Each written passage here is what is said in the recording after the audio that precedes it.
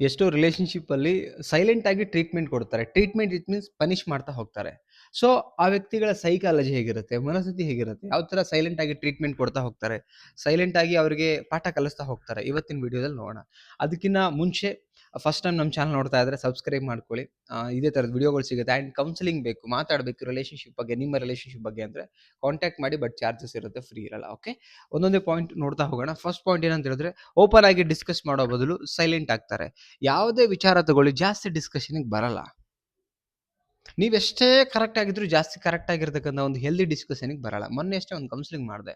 ಅವ್ರದ್ದು root cause ಜಗಳ ಆಗ್ಲಿಕ್ಕೆ ಕಾರಣ ಏನಂತ ಹೇಳಿದ್ರೆ ಓಪನ್ ಡಿಸ್ಕಷನ್ ನಡೆಯಲ್ಲ. ಈಗ ಯಾರು ದೇವರಲ್ಲ ಒಂದು ರಿಲೇಶನ್‌ಶಿಪ್ಪಲ್ಲಿ. ಮನಸೊಳಗಡೆ ಏನು ನಡೆಯುತ್ತೆ ತಿಳ್ಕೊಂಡ್ಬಿಟ್ಟು ಸರಿ ಮಾಡ್ಕೊಂಡು ಇಬ್ರು ಒಬ್ರಿಗೊಬ್ರು ಮಾತಾಡ್ಬೇಕು. ಸೊ ಇದೇ ಪರ್ಟಿಕ್ಯುಲರ್ ಪಾಯಿಂಟಿಂದ ನಂಗೆ ಹರ್ಟ್ ಆಗಿದೆ, ಇಲ್ಲ ಹಿಂಗಾಗಿದೆ.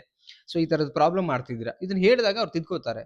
ಸೈಲೆಂಟ್ ಆಗಿಬಿಟ್ರೆ ಜೊತೆಗಿರೋರಿಗೆ ಏನು ಅರ್ಥ ಆಗುತ್ತೆ ಆ್ಯಂಡ್ ಅವ್ರಿಗೂ ಕೋಪ ಬರೋಕ್ಕೆ ಶುರು ಆಗುತ್ತೆ. ಸೊ ಈ ಸೈಲೆಂಟ್ ಟ್ರೀಟ್ಮೆಂಟು ಅಂದ್ರೆ ಸೈಲೆಂಟ್ ಆಗುವಂಥ ಬುದ್ಧಿ ಇರಬಾರ್ದು ಆ್ಯಕ್ಚುಲಿ. ಓಕೆ.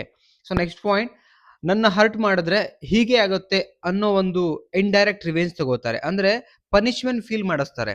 ಅಂದ್ರೆ ನಾನೇ ಕರೆಕ್ಟು, ನಾನೇ ಗ್ರೇಟ್ ಈ ರಿಲೇಶನ್‌ಶಿಪ್ಪಲ್ಲಿ. ನನಗೇನಾದ್ರೂ ಹರ್ಟ್ ಮಾಡಿದ್ರೆ ನೆಕ್ಸ್ಟ್ ಲೆವೆಲ್‌ಗೆ ನೀನು ಪ್ರಾಬ್ಲಮ್ ಅನುಭವಿಸ್ತೀಯ. ನಾನಿಲ್ಲ ಅಂದ್ರೆ ಎಂಥದ್ದು ಇಲ್ಲ ನಿನ್ನ ಲೈಫ್, ಮಣ್ಣು ನಿಂದು. ಲೈಕ್ ಆ ಥರದ್ದು ಮಾತಾಡ್ತಾರೆ. ನಿಮಗೆ ರಿವೆಂಜನ್ನು ಫೀಲ್ ಮಾಡಿಸುವಂಥ ಬುದ್ಧಿ. ಆ್ಯಕ್ಚುಲಿ ಈ ಬುದ್ಧಿ ಇರಬಾರ್ದು. ಇವರು ಟ್ರೀಟ್ಮೆಂಟ್ ಕೊಡೋರೆ. ಇವರು ಕೂಡ ಪನಿಷ್ಮೆಂಟ್ ಕೊಡೋರು ಆ್ಯಕ್ಚುಲಿ. ರಿಯಾಲಿಟಿ ಒಳಗಡೆ ರಿಲೇಶನ್‌ಶಿಪ್ ಅಂತ ಹೇಳಲಿಕ್ಕೆ ಆಗೋದೇ ಇಲ್ಲ. ಈ ಪಾಯಿಂಟ್ ಏನು ಹೇಳಿದ್ರೆ ರಿವೆಂಜ್ ತೀರಿಸ್ಕೊಳ್ಳೋದು ಏನ್ರಿ ಬದನೆಕಾಯಿ?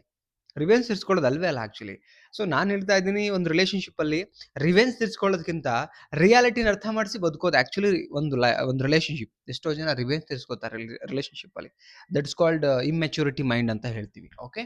So next point, over ego ಕಾರಣ. That is also matter. Over ego ಇರುತ್ತೆ ಕೆಲವರಿಗೆ. ಅಂದ್ರೆ ಅವರಿಗೆ ನಾನಾಗಿ ಯಾಕೆ ಮಾತಾಡಲಿ, ಅವರೇ ಮಾತಾಡಲಿ, ಅವರೇ ಮೆಸೇಜ್ ಮಾಡಲಿ, ನಾನೆಂದ್ರೆ ಏನು, ಈ ಮೆಂಟಾಲಿಟಿ ಇರಬಾರ್ದು ಆ್ಯಕ್ಚುಲಿ ರಿಲೇಶನ್‌ಶಿಪ್ಪಲ್ಲಿ. ಇದು ಬಂದರೆ ನೀವು ಬರೀ ರಿಲೇಶನ್‌ಶಿಪ್ ಅಷ್ಟೇ ಹಾಳು ಮಾಡ್ಕೊಳ್ಳಲ್ಲ, ನಿಮಗೆ ನೀವು ಹಾಳು ಮಾಡ್ಕೋತೀರಿ. ಸೊ ಕೆಲವು ಇದೆ ಆ್ಯಕ್ಚುಲಿ.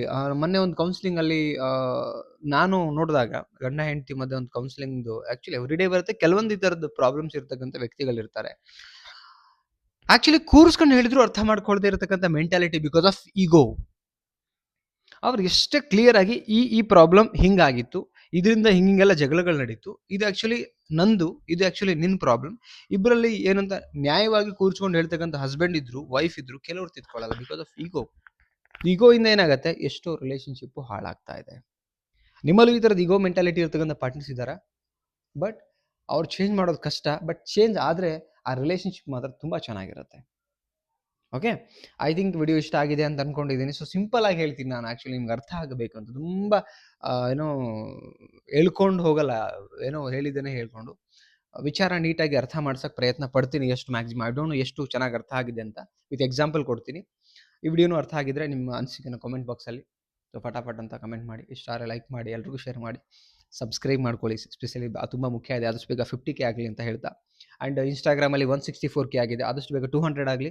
ಫೇಸ್ಬುಕ್ಕಲ್ಲೂ 66 ಆಗಿದೆ, ಅದು 100K ಆಗಲಿ ಅಂತ ಹೇಳ್ತಾ ನಿಮ್ಮೆಲ್ಲರ ಸಪೋರ್ಟ್ ಹಿಂಗೆ ಇರಲಿ. Thank you so much. Bye.